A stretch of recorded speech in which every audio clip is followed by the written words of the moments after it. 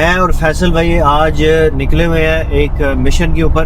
Transport का जो business start किया हुआ है फैसल भाई ने, तो मैंने सोचा कि पूछता हूँ फैसल भाई से भी और आप लोगों को भी ज़रा पता करा के देता हूँ कि भाईजान इसमें टोटल कॉस्ट कितनी आती है। कॉस्ट जो है इसमें बहुत सारी टाइप्स की आती है, जैसे क्योंकि ये CX के साथ डिलीवरी की इंफॉर्मेशन है, ठीक है। अगर आप CX एक वेबसाइट है, उसके साथ आप अपना वैन लेके डिलीवरी का काम स्टार्ट करते हैं, तो कॉस्ट में जो चीज़ें इन्वॉल्व होती हैं वो एक तो ये है कि वैन कितने की आती है, फिर इसमें कुछ टेक्निकल डिस्कशन भी हम पूछेंगे फैसल भाई से कि कौन कौन सी वैन लेनी चाहिए, कौन सी जो है वो ज़्यादा फ़ायदेमंद होती है। वैन्स की बहुत सारी टाइप्स हैं, कौन सी कंपनी की लेनी चाहिए, कौन सी टाइप की एग्जैक्टली लेनी चाहिए, कि वेट लिमिट क्या होता है वगैरह वगैरह। उसके बाद हम ये डिस्कस करते हैं फैसल भाई से कि भाईजान इसमें कॉस्ट जो मेंबरशिप कॉस्ट है वो कितनी आती है, फ्यूल कॉस्ट कितनी है, बचत कितनी होती है वगैरह वगैरह, टैक्स कोई देना पड़ता है या किस तरह की क्या सीन है। तो ये सारी चीज़ें जो है आज हम फैसल भाई से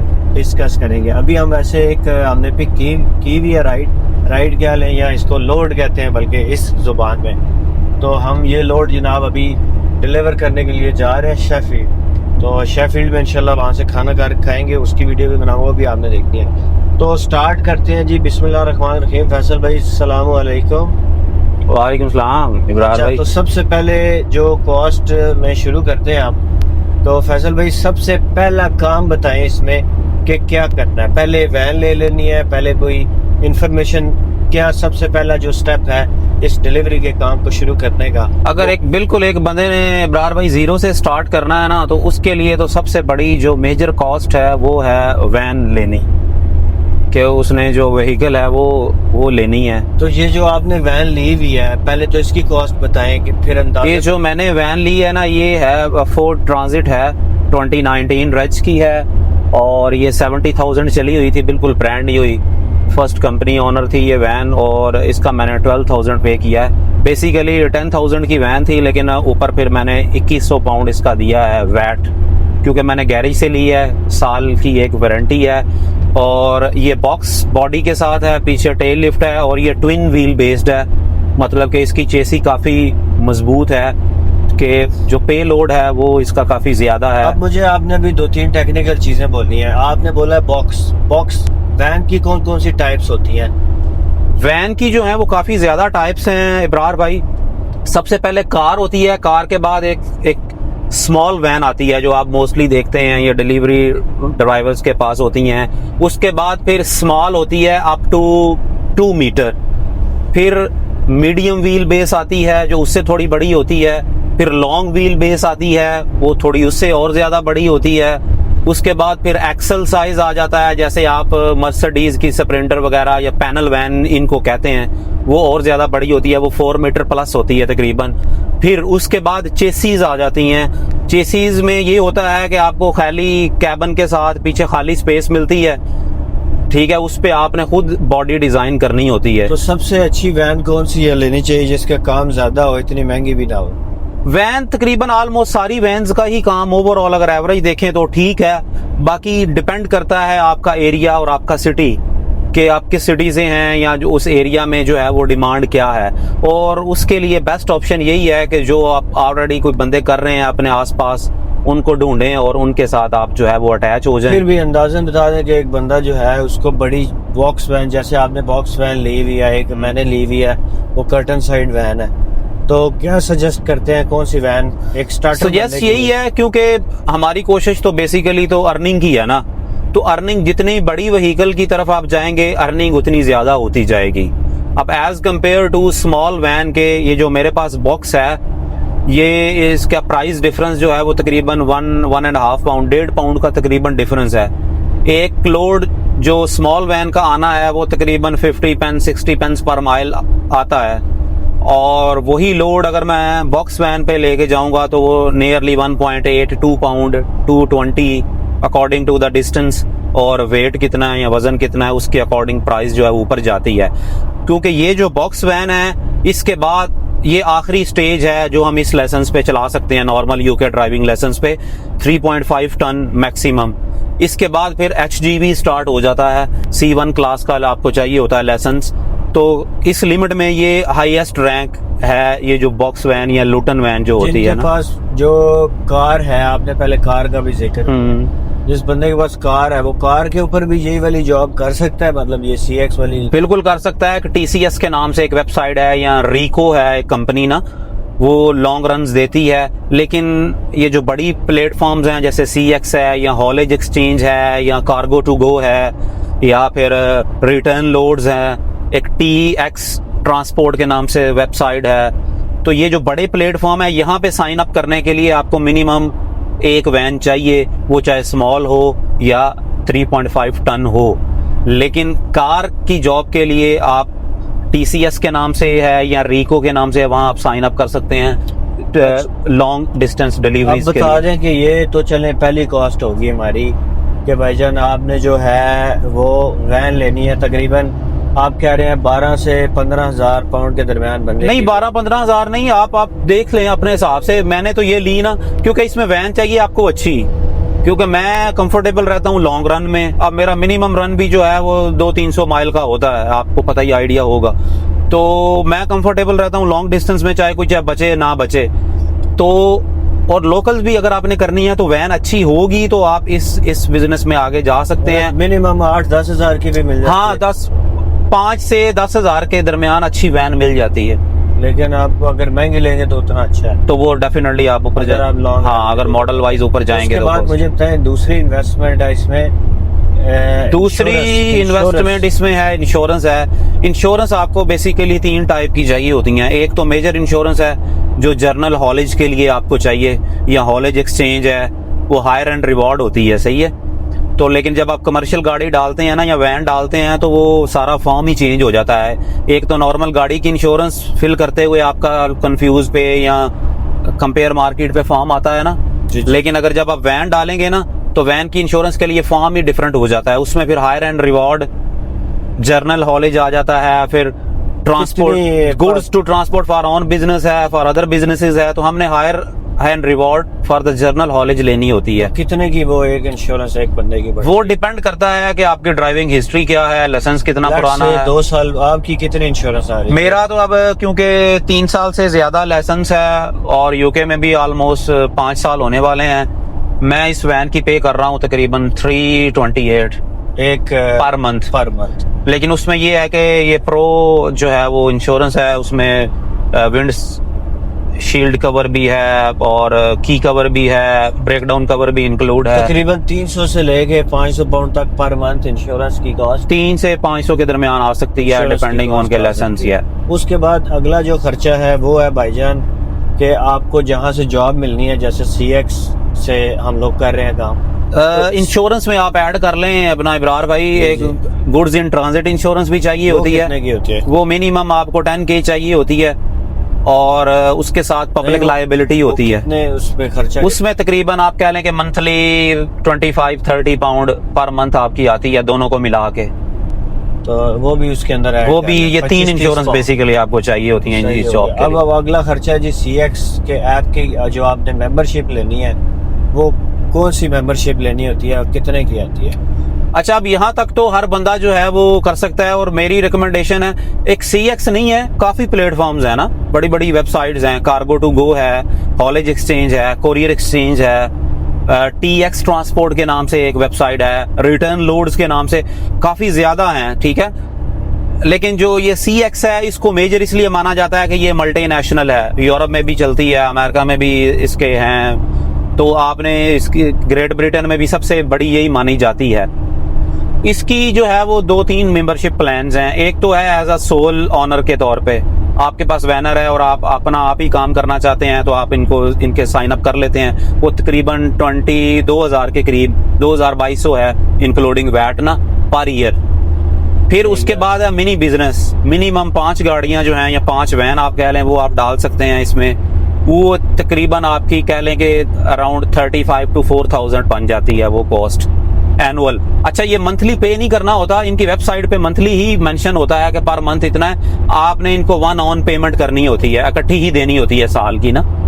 तो कोई बंदा अगर इस तरह करना चाहे कि मेंबरशिप ना ले तो उसके बगैर भी काम चल सकता है? उसके बगैर बिल्कुल चल सकता है। और रिकमेंडेशन सबसे ज्यादा मेरी तरफ से इस काम में आने के बाद यही है कि आप पहले किसी के साथ अपने हाथ सीधे करें, क्योंकि इसमें काफी ज्यादा टेक्निकलिटीज हैं। जॉब को समझना, बिजनेसेस को समझना, लोड को समझना, ठीक है। फिर अपने एक्सपेंस जो है उनको आपने चेकआउट करना होता है ओवरऑल हफ्ते के बाद या महीने के बाद। तो मेंबरशिप लेने से बेहतर है कि मुख्तलिफ कंपनीज हैं बनी हुई ऑलरेडी, जैसे अब मेरे पास मेंबरशिप है तो मैं अब किसी को साथ अटैच करूं, वो 10 to 15% जो है वो चार्ज करते हैं जो डिफरेंट पर जॉब। ठीक है। तो वो जो है वो रिकमेंडेशन यही है कि आप वैन लें, इंश्योरेंस करवाएं और किसी के साथ आप ना अटैच हों। पहले महीना, 2 महीने, 3 महीने करें, फिर अगर आपको लगे कि काम ठीक है या वर्थ इट है तो फिर आप जो है वो अपनी मेंबरशिप की तरफ चले जाएं।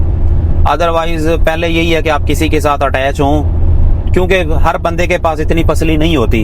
अब मैंने तो क्योंकि ये बर्दाश्त कर लिया 2 महीने, क्योंकि इसमें सबसे बड़ी जो कह लें कि एक हिडन जेम है वो ये है पेमेंट के हवाले से। पेमेंट का कोई एक फिक्स साइकिल नहीं है, हर कंपनी का अपना जो है वो इनवॉइस डेट होती है। कुछ की 30 डे है, कुछ की 60 है, कुछ की 45 डेज है। तो तकरीबन आप ये समझें कि अगर आपने एक जॉब आज की है ना, प्लेटफॉर्म पे सारा कुछ करके 10-15 हज़ार की इन्वेस्टमेंट करके आज एक जॉब आपने की है, पहली जॉब, ठीक है, उसकी पेमेंट आपको कह लें कि कोई 2.5 महीने के बाद रिसीव होनी है। फिर इसी तरह ऑनवर्ड जो इससे नेक्स्ट आएगी वो, तो तकरीबन 2 महीने का आपने अपने एक्सपेंस भी मीट करने हैं और फिर इन्वेस्ट भी करना है, कंपनीज का लोड भी पहुंचाना है आपने। तो फिर जाके पेमेंट आना शुरू होगी, रिकवरी जिसको हम कहते हैं, और आपका एक साइकिल फिर सेट होता जाएगा। तो ये जो स्टार्ट वाला है ना, थोड़ा मुश्किल टाइम होता है। तो वो अगर जो बंदा हैंड टू माउथ है पहले ही है, जिसने पकड़ के वैन लेनी है या कर्जा लेके उसने काम शुरू करना है, उसके लिए काफी हार्ड हो जाता है ये काम, क्योंकि इनकम नहीं होती आपकी पहले 1.5-2 महीने। उसके बाद नेक्स्ट खर्चा कौन सा है जी? उसके बाद और कोई खर्चा यही है, गाड़ी की मेंटेनेंस है और फ्यूल कॉस्ट है आपकी। अब मुझे ठीक है, वो जो मेंटेनेंस है और फ्यूल कॉस्ट है उसको हम लोग इस तरह से ब्रेक डाउन करते हैं कि लेट्स से कि आप जो है वो 300 माइल की कोई राइड करने गए हैं, तो पहले तो हम देखते हैं कि उसमें हमारी इनकम कितनी हुई है। 300 माइल की अंदाजन कितने की वो इनकम होती है? अगर 300 माइल जॉब है ना, तो मेरी वैन का जो आजकल में, अच्छा ये एरिया रेट भी एरिया वाइज वेरी करता है। अगर आप बर्मिंघम, मैनचेस्टर जाए ना, वहाँ में भी ज्यादा हो। अब क्योंकि हम इधर मिडलसब्रो, न्यू कैसल के एरिया में है, तो यहाँ जो बॉक्स का रेट चल रहा है ना, अगेन इसमें एक और जंप ये भी है कि डिपेंड करता है कि आप किस कंपनी को बिड देने जा रहे हैं। कुछ कंपनियां अच्छा पे करती हैं, कुछ तकरीबन कहती हैं कि मुफ्ती ले जाएं हमारा लोड, तो उनको फिर ज्यादा प्राइस देने की ना जो है वो टाइम वेस्ट ऑफ टाइम ही होता है। तो एवरेज प्राइस जो है ना इस वक्त 300 माइल अगर जॉब हो, तो मैं जो बिड करता हूँ मोस्ट ऑफ द टाइम तकरीबन 550 to 600, सम टाइम 500 भी कर दूंगा। मतलब 500 से 600 के दरमियान में बिड करूंगा, कहीं ना कहीं मिनिमम तो 500 करूंगा ना, बाकी आगे कंपनी की प्रोफाइल पर डिपेंड करेगा कि उसको कितनी बिड देनी है। अच्छा चलें कि 500 मिनिमम काउंट करके चलते हैं। 300 माइल अगर आप जाते हैं तो जाहिर है वापसी की राइड आपको मिलने के चांस कम होते हैं। हाँ, इसमें टाइमिंग बहुत मैटर करती है। अगर तो एक जॉब आपने सुबह 6 बजे पिक की है और लेट्स सपोज लंदन जानी है और आप 12 बजे से पहले लंदन पहुंच जाते हैं, तो चांसेस हैं कि इवनिंग में आपको रिटर्न कोई ना कोई जॉब मिल जाएगी। लेकिन अगर आप 3 o'clock या आफ्टर 3 o'clock पहुंचे हैं किसी भी जगह, फिर कह लें कि कोई 5% चांस है कि आपकी लक काम कर जाए। वो भी करेगी तो वो ऐसा लोड मिलेगा जो डिलीवर नेक्स्ट डे करना होगा, तो आपका अगला सारा दिन भी बाउंड हो जाएगा। तो कितना अंदाजन जो है वो मुझे बताएं कि फ्यूल लग जाता है अगर 300 माइल एक गाड़ी अगर मैं इसकी बात करूं, जो कि सारी तकरीबन लूटन वैन इसके आसपास ही वेरी करती हैं, वो चाहे जो मर्जी फोर्ड हो या मर्सिडीज हो या क्राफ्टर हो, तकरीबन 300 फुल टैंक जो है ना, अब इसकी 85 लीटर की टैंक है इसकी, मेरे वाले की, और ये तकरीबन 110-115 पाउंड की जो है वो फुल होती है। और एक टैंक में ये मुझे 400, 410, 420 माइल देती है ये गाड़ी। तो 300 माइल का मतलब ये है कि तकरीबन अगर मैं 110 पाउंड भी कंसीडर करूं फ्यूल कॉस्ट, एक साइड का एक टैंक भी कंसीडर करूं, लेकिन अगर मैं आने जाने का भी लेट्स सपोज हम कंसीडर करें ना कि सिर्फ यही जॉब करनी है, एक दिन में मैंने तो जो फ्यूल कॉस्ट है ना वो तकरीबन आप 150 पाउंड लगा लें। 150 का फ्यूल हो गया, उसके बाद गाड़ी का भी गाड़ी की मेंटेनेंस 50 पाउंड निकाल दें चलें आप इसको, इंश्योरेंस भी मतलब उसी में इंश्योरेंस भी उसी में आ गई ना, अब वो सेपरेट तो नहीं है। हाँ 200 पाउंड आपका, 200 पाउंड एक्सपेंस है आपका, और आपको जो बचत होती है वो अगर 500 आपने मारी है तो 300 तो आपको बचत 300 आपको स्ट्रेट अवे बच जाता है। प्लस अगर आपको कोई रिटर्न लोड मिल गया है, वो चाहे 100 का मिल गया या 200 का मिल गया, और मोस्ट ऑफ द टाइम जो रिटर्न लोड होता है ना वो कंपनीज आपको लो प्राइस पे ही देती हैं, मतलब हाफ प्राइस पे देती हैं। लेट्स सपोज अगर एक जॉब मैं लंदन ले गया हूँ 500 पाउंड में ना, तो सेम जॉब अगर आएगी तो वो मुझे 250 के आसपास मिलेगी, इससे ज्यादा नहीं मिलेगी, क्योंकि कंपनीज आपको कंफर्म करने से पहले आपकी प्रोफाइल देख लेती हैं कि आप बेस जो है वो नॉर्थ साइड पे करते हैं, तो आप वहीं वापस जाना चाह रहे हैं। तो हमारी कोशिश भी होती है कि चलें यार कुछ ना कुछ मिल जाए, तो वो जो फिर रिटर्न मिलेगा वो सारे का सारा कह लें कि एक आपका प्लस होगा। मतलब कि आप कह रहे हैं कि 300 पाउंड फिर भी एक बंदे को बचत हो जाती है। एवरेज 300 से 350 पाउंड एवरेज आपको वैन निकाल के देती है। बाद में फिर आपने जाहिर है जो उसमें से टैक्स पे करना वो तो सेपरेट, आप वो डेफिनेटली वो सेपरेट है, इसके अलावा है। तो मतलब वो सेल्फ एम्प्लॉयमेंट है, तो सेल्फ एम्प्लॉयमेंट का आपको पता है कि टैक्स हर बंदा साल के आखिर में अपना पे करता है सारे एक्सपेंसेस निकाल के, मतलब इसमें कोई गवर्नमेंट टैक्स डायरेक्टली आपका नहीं काट रही होती। तो मेरे ख्याल से इसके अलावा तो और इसमें कोई वो एक्सपेंस नहीं है। नहीं, इसमें कोई एक्सपेंस नहीं है। बाकी जब आप बिजनेस में जंप करते हैं तो आपको नई चीजें खुद ही सीखने को मिल जाती हैं, और फिर आपके लिंक्स बनना शुरू हो जाते हैं। फिर एक स्टेज आती है कि आप ड्राइविंग से रिटायर हो जाते हैं, देन फिर इसको बैठ के घर में आप मैनेज करते हैं। जी, इसका नेक्स्ट लेवल यही होता है। ये इसमें तरक्की भी है, बल्कि ये फैसल भाई ने बता दिया तो मैं बता दूं कि इसमें काफ़ी सारे लोग ऐसे हैं कि जो वैन खुद नहीं चला रहे, उनके पास सिर्फ मेंबरशिप है और उन्होंने आगे ड्राइवर्स रखे हुए हैं और वैन है उनके पास, और वो अपना जनाब आगे जो है ना जॉब्स देते हैं लोगों को। कुछ 10% में दे रहे हैं, कुछ के पास जो है वैन भी नहीं है, कुछ के पास कुछ भी नहीं है, सिर्फ उनके पास मेंबरशिप है और वो आगे ड्राइवर्स को इस तरह से पे करते हैं। एक तो ये हो गया। दूसरा कुछ लोग ऐसे भी कर रहे हैं कि उन्होंने एज अ कंपनी लेके चल रहे हैं, उन्होंने आगे ड्राइवर्स रखे हुए हैं, ड्राइवर्स को वो सेपरेटली पे करते हैं और ख़ुद को वो सेपरेट, मतलब जो उनका अपना बीच में कमीशन होता है या जो भी होता है, तो इस तरह जो है इसको लेके चल रहे हैं। लेकिन ऑब्वियसली फॉर द स्टार्ट, जैसे हम लोगों ने स्टार्ट किया, मैंने फैसल भाई ने, इसी तरह आप लोगों को स्टार्ट करना चाहिए। या इससे पहले आप यूँ भी कर सकते हैं कि किसी की वैन लेके उसी बंदे को कहें कि बस ठीक है मुझे एज एन ड्राइवर इसके अंदर रख लो। मैंने काफ़ी लोग देखे हैं जो एज एन ड्राइवर पहले इसको स्टार्ट करते हैं और फिर वो ग्रेजुअली नेक्स्ट लेवल पे जाके, क्योंकि it's a type of business, ठीक है। तो काफ़ी सारे लोग जो हैं, हम लोग वीडियोस बनाते थे पहले भी, लोग ये कहते थे कि अबरार साहब आप जनाब टैक्सी ड्राइवर हैं या आप फलाना ड्राइवर है तो आप सारी उम्र वो जो है ना वो रहेगी आपकी, यही रहेगी जॉब। लेकिन खैर वो एक अलग डिस्कशन है, उसको इंशाल्लाह हम करेंगे किसी दिन। तो भाईजान बेस्ट ऑफ लक। अगर मज़ीद किसी को क्वेश्चंस हैं तो पूछ सकते हैं, इंशाल्लाह इस पर मज़ीद वीडियोस भी बनती रहेंगी। थैंक यू, खुदा हाफिज़।